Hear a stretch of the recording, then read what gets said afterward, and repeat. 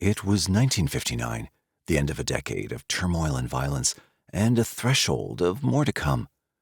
While Americans struggled to control their lives in the aftermath of World War II, the start of the Cold War, and the rise of racial tensions, incidents of multiple murders seemed to increase, especially in the latter half of the decade. On January the 11th, an event occurred that would throw light on an earlier crime and bring to the public's attention a chilling phenomenon that shadowed the culture's progress. Carol and Mildred Jackson, along with their two daughters, were missing. They'd been driving home from visiting family near Apple Grove, Virginia. A relative of Mildred's was also driving home and saw a car abandoned along the road that looked like Carol's. She called the police with her concerns. Patrols checked the car and found it empty. It was indeed the Jacksons' car, but there was no sign of them, either at home or with any relatives. As time passed and they failed to turn up, it was evident that something had happened to them. Police scoured the routes that the family probably had taken, but there were no clues. The Jacksons were just gone. They had an infant daughter, 18 months old, and a girl, 5. Relatives were concerned that even the children were gone. It seemed strange that an entire family would go missing, with no sign of a struggle, no blood, and no trail police could track. It remained a mystery, and as days became weeks, searchers and worried friends turned up nothing. There's no book devoted entirely to this crime, despite how sensational it was at the time, but summaries of the story have been passed along from one collection of crimes to another, gleaned mostly from newspaper reports. Yet some authors who purport to have complete information about the perpetrators of such crimes have missed this one entirely. To attempt to gather clues, investigators examined Carol Jackson's background, and Colin Wilson supplies it in The Killers Among Us, Book 2. Jackson was a quiet, retiring man who attended a Baptist church and appeared to have no enemies. He didn't smoke or drink and had met Mildred at the same church where she was president of the local missionary society. They lived in a modest home and took their girls to Sunday school regularly. There are no problems to speak of in the family, and no feuds with relatives or neighbors. In short, the Jacksons appeared to be decent people who lived their lives according to the correct social conventions of the times. The family's disappearance was reported in a local newspaper with photos in the hope that someone would come forward with information. Perhaps someone had seen them with a suspicious person or had spotted them somewhere after the car was found. It seemed that there would surely be some bit of information, and that hunch proved to be correct. A couple came and told police about a suspicious incident that had happened to them on the same day the Jacksons disappeared. During the afternoon, they said, an older blue model Chevrolet, wildly flashing its lights, had driven up behind and around them, stopping quickly and forcing them to the side of the road. As they waited, they saw a man step out of the car and walk toward them, but sensing danger and thinking quickly, they'd put their car in reverse and escaped. But he had scared them. They remembered what he looked like. He was tall, had a thin face, heavy eyebrows, dark hair, and unusually long arms. He walked oddly. They thought he might have a gun, but they didn't stay long enough to find out. His manner was threatening, and they were certain that if he managed to reach them before they got away, he would have harmed them. They figured he'd meant to rob them, but now they believed he intended worse. They hoped their information would assist the police with the missing family. Theirs was just one more of a long line of strange and disturbing stories from the 1950s. The world was a tense place during that mid-century decade. Communist governments controlled land from Czechoslovakia to China and approximately 1/3 of the world's population. Western nations formed the capitalist bloc, and because of greater industrial progress, Western Europe was much wealthier than Eastern Europe. That boosted their recovery from the wars, but the United States quickly became the dominant world power, offering the highest standard of living. It was also the envy of other nations, and for some, an enemy to be feared. Yet even in the United States, things weren't at peace. The youth culture resisted the naive mainstream emphasis on clean, orderly, and disciplined families in perfect homes pursuing the materialistic American dream. As citizens struggled to restore a sense of innocence after the devastating World War, television came into more and more homes, offering guidelines for specific roles. Fathers were to be providers, and mothers contented homemakers. Shows such as Leave It to Beaver and Ozzie and Harriet taught Americans how to manage their households. Yet bucking this idealistic trend were those who rebelled, and while some turned to art or communications to shake the system, some reacted with violence. For example, former convict William Cook got out of prison and went on a murder spree. Once abandoned by his father, he forced people to become his hostages before killing them. First was a family of 5, whom he shot in their car. He drove around with their corpses before depositing them in an abandoned mine shaft in Missouri. Then he headed to California, where he killed a salesman. From there, he took 2 men hostage, but authorities grabbed him before he could harm them, and California convicted and executed him. President Harry S. Truman emphasized the U.S. mission to defend free countries from communism, so armies increased on both sides of the Iron Curtain that divided Europe, and economic relief was exchanged in needy countries for political control. Those on each side viewed the other as the aggressor. In Indochina, French troops fought the spread of communism southward, while a political conflict in Korea provoked the United Nations to assist the South against the communist North. Eventually, boundaries were defined between democracy and totalitarianism, and each side set about developing the most powerful weaponry possible. Advanced technology ushered in the age of military secrets, clandestine missions, and espionage. Soon, paranoia became formalized. Starting in 1950, a young senator named Joseph McCarthy led a campaign against card-carrying communists that he claimed had infiltrated the government and the country's communication systems. As the House of Representatives' Un-American Activities Committee provided a venue for his hysteria, people were labeled as communist sympathizers and blackmailed into giving up their names. During the Red Scare, government employees had to go through loyalty tests, and illegal measures were tolerated in the name of national security. The FBI kept reports on people considered subversive, and many people were ruined. Finally, in 1954, McCarthy was discredited by a Senate censure. During this time, Ethel and Julius Rosenberg were tried and executed for giving nuclear secrets to the Soviets. Those who could gave voice to this gripping tension between good and bad people, and among them, one author wrote a chilling tale that seemed to both absorb and anticipate the national anxiety over threats to domestic safety. As if expecting these cultural pressures to grip and motivate roving men who turned to murder, in 1953, Flannery O'Connor published a short story entitled A Good Man is Hard to Find. Known for twisting expectations into gruesome images, she probably never topped herself outside this tale. It opens with a grandmother resisting a trip to Florida that her family desires to take, so in an attempt to scare them out of it, she describes the horrific crimes of the misfit, a fugitive from a federal prison who's done something to some people.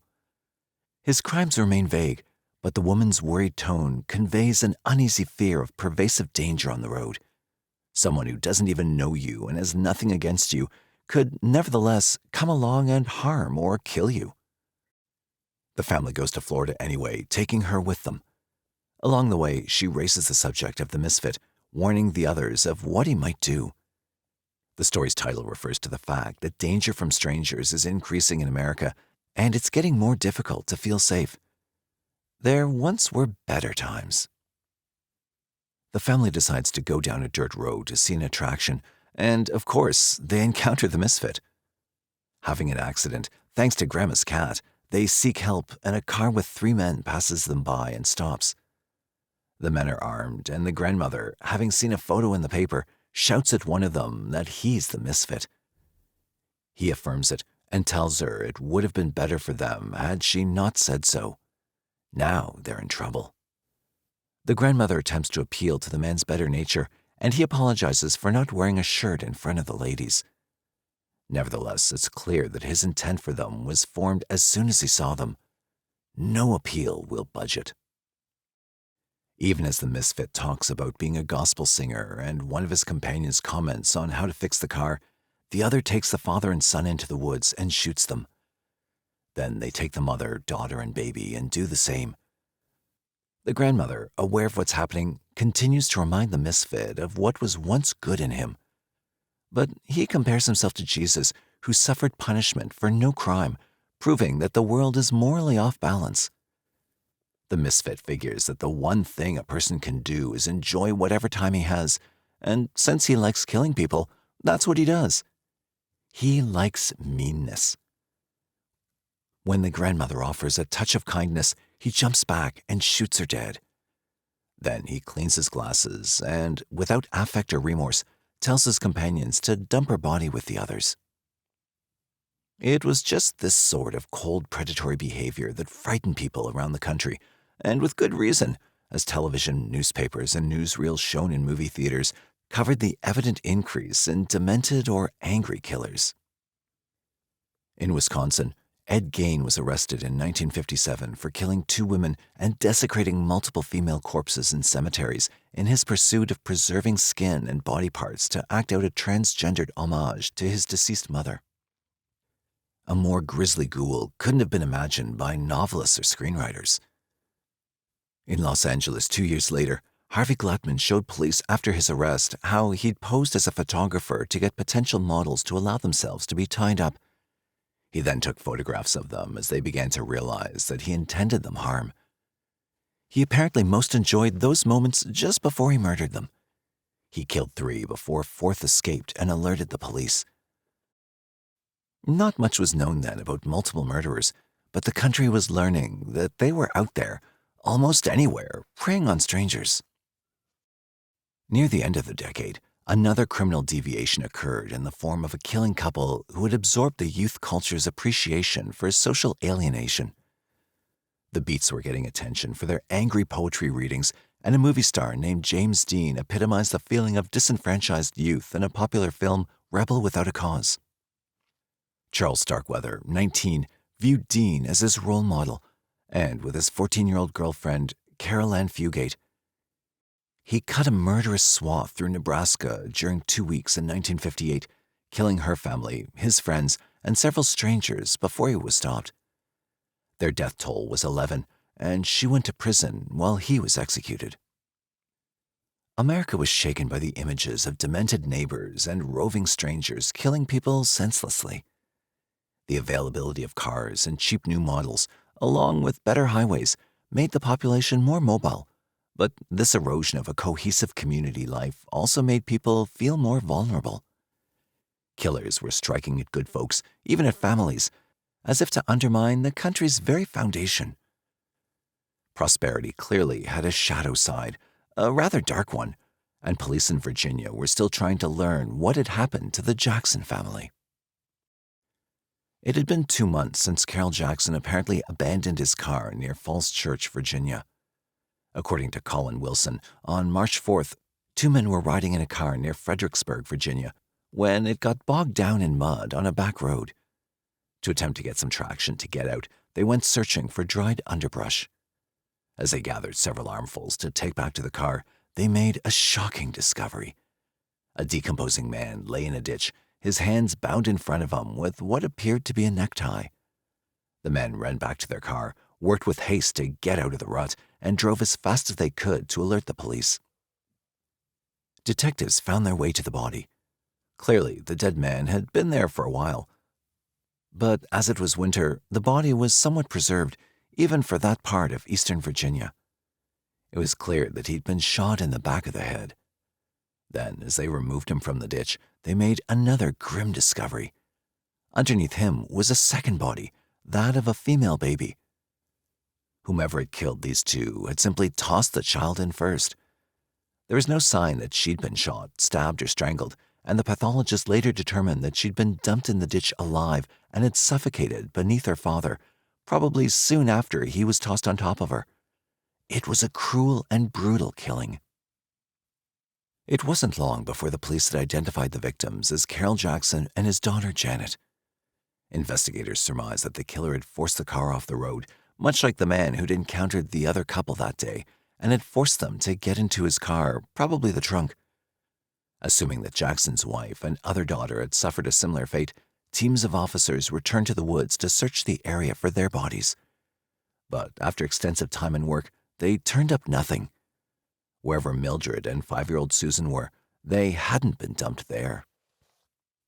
It wasn't until March 21st, more than 2 weeks later, that they finally came across the missing members of the Jackson family much deeper in the woods. Two boys out squirrel hunting, Wilson said, came across an area that appeared to have been freshly dug. Curious, they went closer to have a look. One of them moved some of the loose dirt aside and thought he saw something. They bent over for a better view and dug a little deeper. Then they saw what looked like blonde human hair. They pushed more dirt aside and realized that they'd found someone buried there, a little girl. Startled, they ran home to tell their parents, who called the police. Since the discovery was in the area where they'd been looking for the Jacksons, they assumed that the boys had led them to Susan's shallow grave. It seemed a tragedy for this family, but it was about to become much more than that. As the police carefully dug into the grave, they exhumed the body of little Susan. Beneath her was Mildred. They took the decomposed corpses to the forensic pathologist for a thorough examination. He announced that both victims had been raped and Mildred had apparently been forced into other sexual acts as well as tortured before she was bludgeoned to death. She had a stocking loosely tied around her neck, as if used for leverage to force her to perform. Investigators believe that she may have been told to engage in a sexual act that disgusted her, possibly oral sex. Schechter confirms this, and perhaps had refused, so her killer had found a way via a collar to make her do what he wanted. She'd been bludgeoned, but it was not clear whether this had caused her death or whether she died from strangulation. Her body was too decomposed to offer a definitive medical opinion. Susan had been beaten to death with a blunt instrument, possibly a gun butt. As the bodies were removed, several detectives walked around the area to see if there was any dropped evidence, footprints, or some indication of why the killer had brought his victims to this place. But then the story gets confusing from one account to another. Within a few hundred yards, says Wilson, and echoed by Lane and Gregg, detectives came across a cinder block building which they already knew about. 2 years earlier, in 1957, they'd found it full of pornography and morgue photos of dead women. However, Newton and other authors say nothing about this building, indicating instead that a quarter-mile from the bodies, the police came across a shack. It's difficult to know which story's correct. Fredericksburg is not that close to Annapolis, and while some authors indicate that the first incident was just over the Maryland-Virginia border, it nevertheless seems a stretch to say that it's quite as close to Fredericksburg as these authors indicate. It's more likely that some buildings were found near both incidents, and they were confused by some authors as the same one. Outside the shack near the Jackson grave, police observed fresh tire marks, which made them wonder if the driver from the Chevrolet who'd stopped the one couple had perhaps forced the family into his car and had brought them here. It was likely that he'd killed the father and dumped the baby so he could have Mildred and Susan at his mercy for his sexual pleasure. In fact, inside this shed, the police found a red button, and it turned out that Mildred's dress was missing a button exactly like it. It now seemed likely that the killer was familiar with the area, knew about the shack, and had brought his victims here for a clear predatory purpose. He then had killed them and buried them close by. Yet there were no leads for identifying him, and the case became increasingly frustrating as the media sought answers. As investigators interrogated suspects and looked for anything that would help them solve the Jackson murders, an anonymous letter arrived from a man with suspicions about his friend. The following year, he was identified, according to Everett in Human Monsters, as Glenn Moser of Norfolk, Virginia. His friend's name, he said in the letter, was Melvin Rees, and he was a 26-year-old self-styled existential philosopher and jazz musician. Dark-haired, Rees was intelligent and talented, traveling from one place to another to play saxophone, piano, or clarinet. Rees had once attended the University of Maryland, but had dropped out before graduating. Ostensibly, he'd left to pursue a musical career. Their conversations were often filled with heady ideas and commentary of what life should be. One evening, the subject turned to murder. "You can't say it's wrong to kill," Moser recalled Rees saying.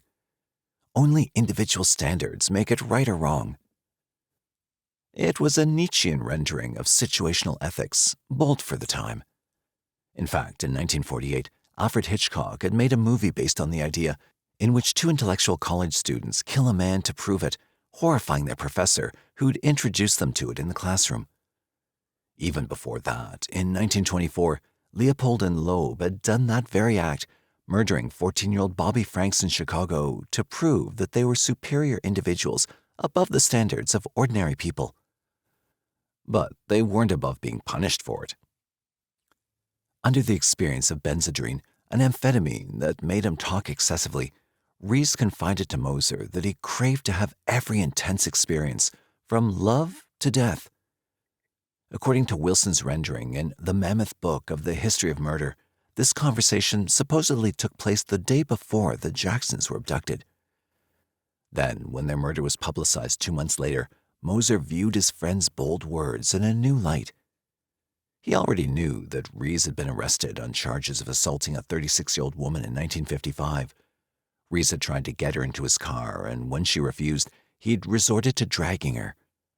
The victim wouldn't press charges, however, so the case was dropped, and Rees's friends had dismissed the incident, Moser among them. But now he wondered. Rees was mild-mannered, but one never knew what lay in another man's heart, especially if he wanted to hide it. To understand why Moser suspected Rees, and why Rees might indeed have been the killer, we need to examine ideas that were floating around in the counterculture at that time. During the 1950s, existentialism was popular among people in the counterculture, musicians, artists, poets, and the hangers-on who followed them like groupies. While it was primarily a 19th century philosophy attributed to the Danish thinker Søren Kierkegaard, several key European philosophers had updated the notions for application to troubled post-war anxieties that plagued nations. The most notable of these were Jean-Paul Sartre and Albert Camus, who often discussed the ideas in cafes in Paris's Latin Quarter, making the image of the educated, cigarette-smoking, coffee-drinking artiste into a popular model for others. They took their cue primarily from German philosopher Friedrich Nietzsche, so we'll start with him. He proposed ideas towards the end of the 19th century that had ramifications for more than a century on how certain psychopathic criminals perceived and excused themselves. In 1886, Nietzsche published Beyond Good and Evil, in which he spelled out how morality is illusory and then postulated that crime might be regarded as an invigorating condition to make the human species stronger. Exploitation within society is normal because life itself is essentially appropriation, injury, overpowering of what's alien and weaker. In other words, life is a will to power, his title for a more forceful book, in which he described the human ideal as an intense Dionysian affirmation of the world as it is, including violence. But the key notion is his proposal about moral behavior. Morality, Nietzsche said, was a system of judgments that coincided with the conditions of the moralist's life. There was a master morality and a slave morality. People who could assimilate the will to power would survive, be honest about the aggressive instinct, become leaders, and determine what's good and what's evil. The greatest enjoyment, Nietzsche said, was to live dangerously, that is, to live on one's own terms. In the century to come, those who learned these ideas and desired to live dangerously would adopt Nietzsche as a patron saint, or sinner. Having declared that God is dead in the modern soul and the Christian values shield us from our true selves, Nietzsche proclaimed that a moral genius, or Bermensch, would overturn those values and create new ones based on the will to power. Without such a person to renew our society, he claimed, we're doomed to go through phases of soul-deadening nihilism until we lose spiritual momentum. French philosopher Jean-Paul Sartre became famous for popularizing existentialism in a brief essay and for publishing the massive and obtuse Being and Nothingness. He insisted that people were entirely free to choose how they lived and that their choices defined them. You are what you do. With such freedom came the burden of responsibility, and individuals were essentially on their own. Everyone used everyone else, and true bonding was not really possible. One of Sartre's associates was French-Algerian Albert Camus, who published The Stranger and the Myth of Sisyphus in 1942. The Stranger portrayed the anti-hero, Meursault, a man unreflective and utterly detached, showing what it's like to be a stranger to oneself, one's friends, and one's own world. He's indifferent to his mother's death, his girlfriend's attempt to love him, and even his random murder of a man because the sun was in his eyes. Only when sentenced to death does he come to terms with his freedom. It's a depressing tale, but Camus seemed to have succinctly and disturbingly expressed the war-ravaged outlook of a generation of people who felt lost, detached, and out of place. His book was an international sensation, and he followed it with his essay about the Greek myth of Sisyphus, a man whom the gods condemn endlessly to push a large boulder up a hill only to have it roll down again. Because of our absurd metaphysical situation, Camus stated, we share the same fate as Sisyphus, and our best response to life's absurdity is defiance. Otherwise, we'll be crushed.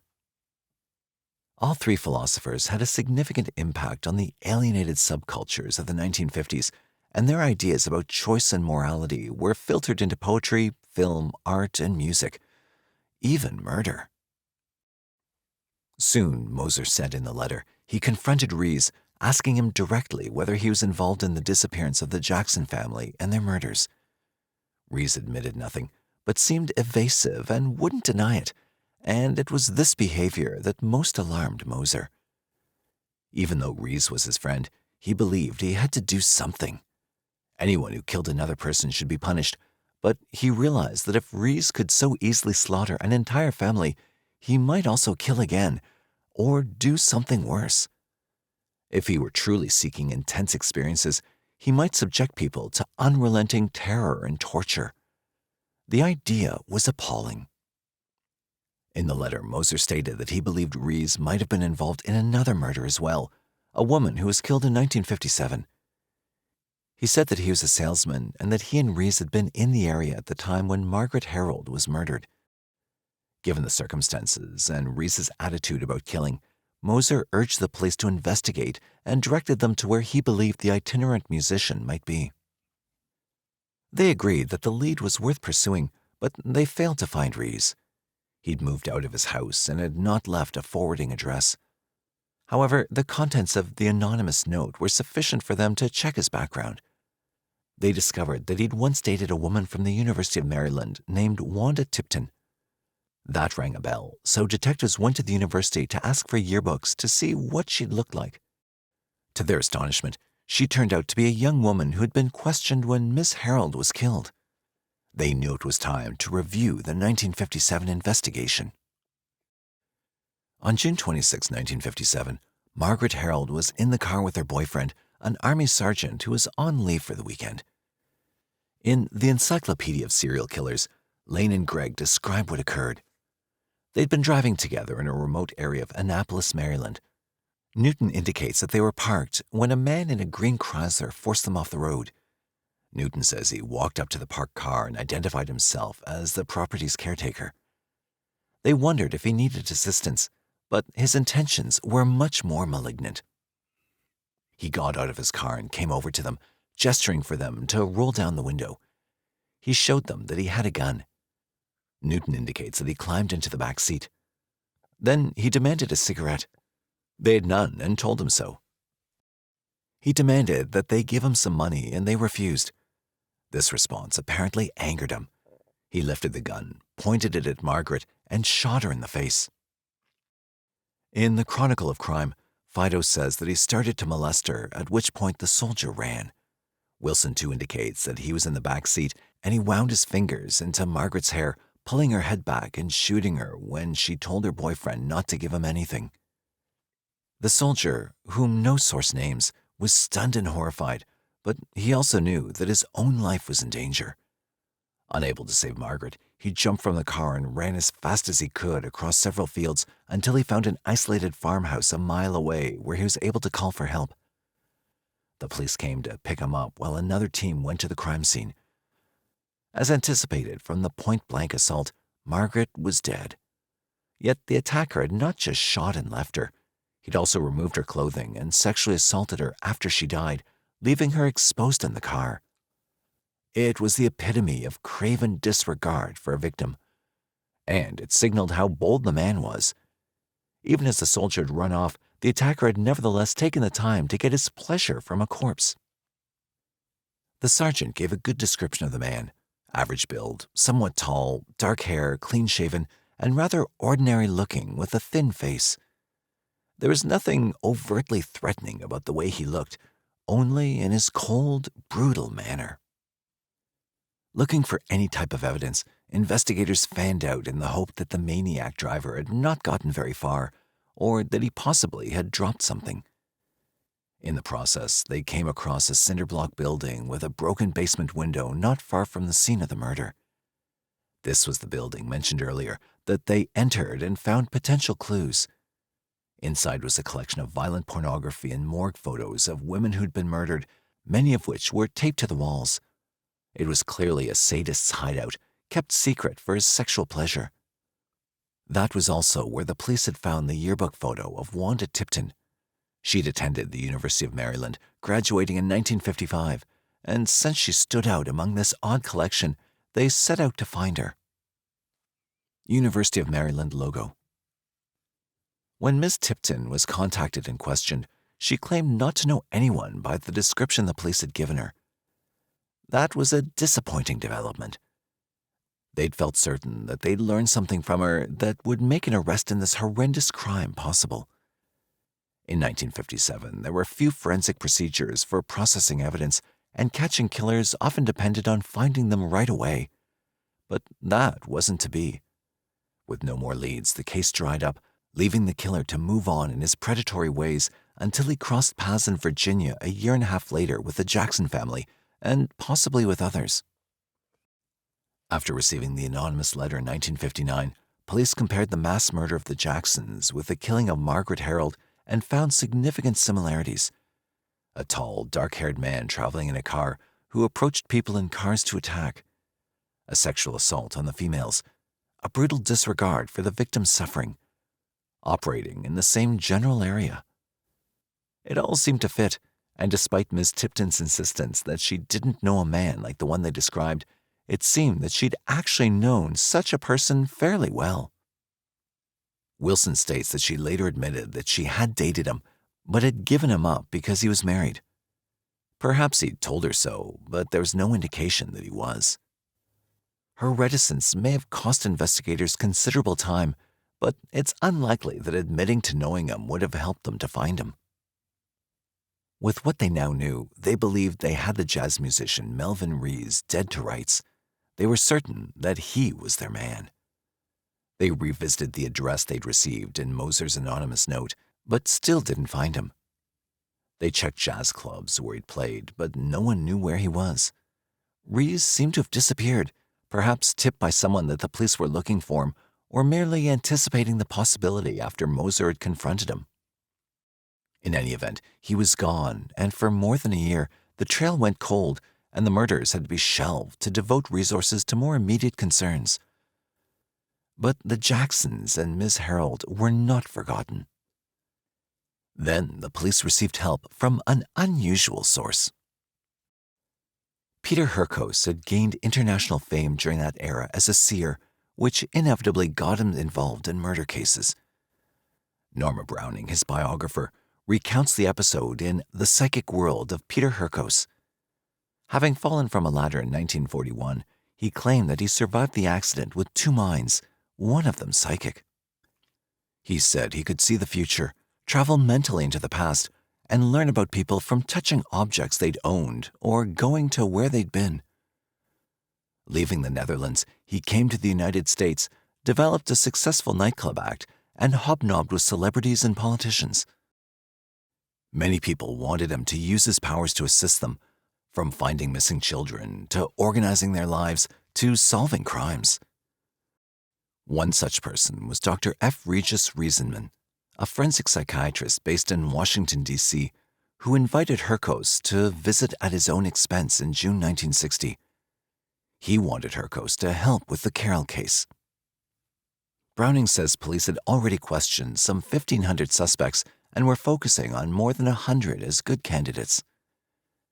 They accepted Hurkos' services via Riesenman, but were dismayed by the publicity that accompanied his arrival in Falls Church.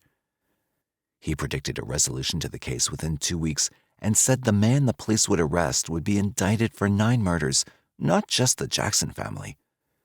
He went to the cemetery where the Jacksons were buried to get a psychic sense of them and also handled their possessions, accurately describing the position of their bodies when found. He knew how each had been killed and described the murderer as just over 6 feet tall, left-handed, with a tattoo on one arm. His arms were longer than normal, and he walked like a duck. All of this was consistent with witness reports.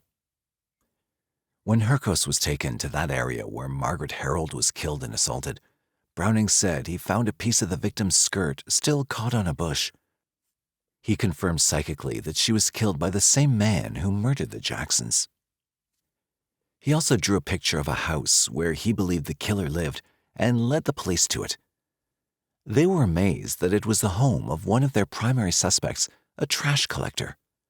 Browning says that upon the man's arrest, she doesn't name him, he confessed to the crimes. The newspapers quickly printed the fact that Hercos had solved the crime, but within 10 days, within the framework that Hercos had offered, the FBI had located Rees. The Washington Post then ridiculed what Hercos had said, calling his assistance a failure, but his biographer defended him against these charges. She believed, and Wilson confirms, that in retrospect, it was clear that Hercos was highly accurate about certain significant details. If Browning can be trusted, Hercos accurately described the killer's appearance and posture and had picked out the house that had once been Rees's home. Rees just hadn't lived there when Hercos arrived. Hercos also indicated that Mildred Jackson had only 31 teeth. She was missing one, which was confirmed by the autopsy report. And there is one more salient detail, but we'll get to that later. A year went by before Moser heard from Rees, and Hercos had already arrived in Falls Church to help with the investigation. Out of the blue, Moser received a letter letting him know that Rees was now living in Hyattsville, Arkansas, and working as a piano salesman in a music store in West Memphis. He provided an address. Moser realized that he now had a way to send the police right to Rees's door. He'd been disappointed as he'd followed the investigation in newspapers to learn that his earlier tip had failed to pay off. It had been difficult then to turn in a friend, and he was now faced with doing that again, but he knew it was right. This time he went directly to the police department to show them the letter from Rees and provide everything he could to ensure a thorough investigation. Thanks to his intervention, things turned out quite differently for the jazz player. Because Rees had crossed a state line, the FBI entered the case. Agents went to Arkansas, arrested Rees at the store, and brought the Army sergeant from Annapolis there for a lineup. He identified Rees as the man who had approached them that fateful night in 1957 and killed Margaret Harold. The agents then searched Rees's home. Although it seemed unlikely that there'd be any evidence from the murders this far away, unless he'd kept a memento from a victim, they looked through anything. Finally, they struck pay dirt. Inside a saxophone case, they found the evidence they needed. Rees had secreted a .38 caliber handgun in the case. The attacker in both cases had shot the victims with a .38. But more telling was the sheaf of notes written by Rees that described a number of sexually sadistic acts.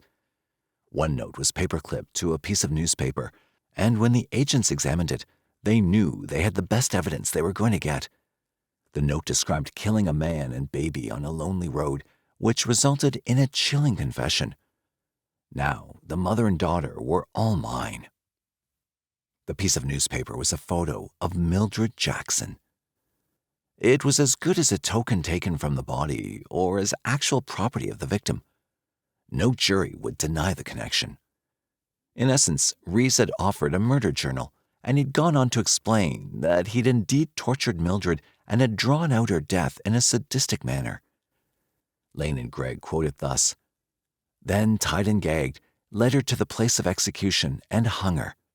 I was her master." A gun, a photo, a specific description of the killer tantamount to a confession, a lineup identification, and the suspicions of a friend. It was a good collection of evidence.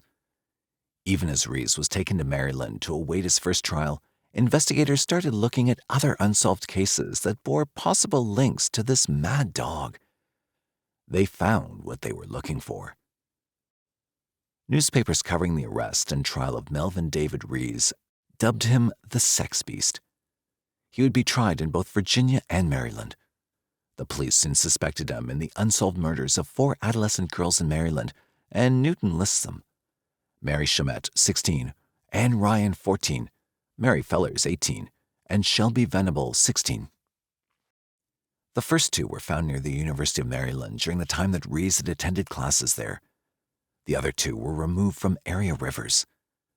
While prosecutors didn't add these charges to those they already had against Rees, they supposedly believed they could use the information later if they had to. Hercos had indicated that the killer of the Jackson family would eventually be indicted for 9 murders. While Rees wasn't indicted, the final total of his suspected murders was, in fact, 9. In Baltimore in February 1961, Rees was tried for the murder of Margaret Harold. Her former boyfriend, who had identified him as the man who had approached them and shot Margaret, testified, and the gun found in Rees's possession proved to be a match to the bullet that had killed her. Rees was easily convicted, and that jury gave him life in prison. Then he was sent to Spotsylvania County, Virginia in September to be tried for the first-degree murders of the Jackson family. There, his murder journal did him in, since his descriptions were so specific. This time, after he was convicted, he was sentenced to death. Then the story gets confused again. Wilson and Everett write that Rees was executed. Everett gives 1961 as the date, which is impossible, while Lane and Gregg offer what they consider a strange bureaucratic twist. Rees was ordered to undergo psychiatric testing in 1966. However, Newton indicates that Rees was not executed. Instead, after extensive appeals, his sentence was commuted to life in 1972 when the U.S. Supreme Court suspended all death sentences to evaluate the constitutionality of the death penalty. In 1985, he confessed to a reporter from the Richmond Times-Dispatch that he'd killed 2 of the 4 unsolved murders in which he was suspected, those of Fellers and Venable. Newton writes that Rees survived for 2 more decades before dying in prison from heart failure in 1995. Since Newton extensively researched the case while he was writing a book about Harvey Glattman, who killed 3 women the same year that Rees started his spate of murders, Newton's information might be more accurate. Schechter confirms the information, but might simply be passing it along from Newton's book. While criminologists and several authors of books about serial killers tend to neglect Rees, one musician, at least, found in him some grisly inspiration. Grant S. McWilliams wrote a song, Crimson Concerto, based on his favorite serial killer, Melvin Rees. It's purportedly an anthem of strange behavior. The 3-minute ditty describes slit throats, violins polished with human carnage, and an indifferent attitude toward, in fact, a craving for, suffering. The lyrics seem to get to the heart of what the existential Rees viewed as living for the moment, with moral concerns of no weight beside the extreme of raw sexual violence.